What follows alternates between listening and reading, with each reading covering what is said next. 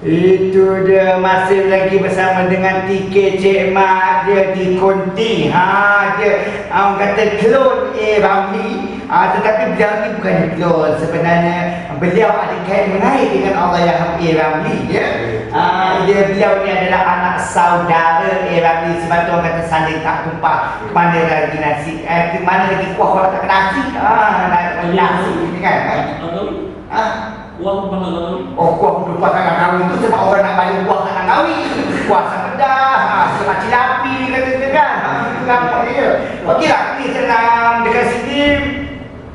Ada yang kata orang malam ni ala-ala era di zaman 60-an. Katanya si Adin Adnan malam ini memang best lah. Era 60-an memang menggamit kenangan katanya. Walaupun bukan dibesarkan di era itu. Yelah sebab kau memang tak dibesarkan di era itu. Sebab badan kau pun dah besar kan Adin kan. Itulah Adin dia. Jangan maaf Adin lah. Adin kena jual. Okey kat sini Ayang ada, Abang Iman ada, Amoy ada, Raudah ada. Siapa lagi?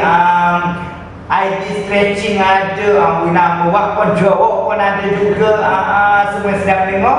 Pek Maniyaki, siapa nama Amirul Toshiro Ashwini Asyari. Nama banyak penuh nama. 1, 2, 3, 4. Satu nama boleh jadi 4 orang. Gitu macam mana tu? Cik Mat tak boleh. Cik Mat ada satu nama sahaja ya. Okey. Kalau kita fikirkan balik, Cik Mat nak tanya kan?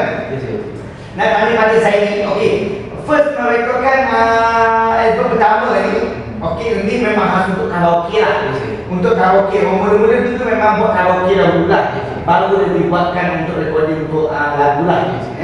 Okey, memang di zaman recording ni memang buat apa yang kata menyanyikan semula lah lagu-lagu Ramli lah. Okey, syarikat mana ni? Syarikat Warisan Rekod. Okey, di kampung Sijanggang.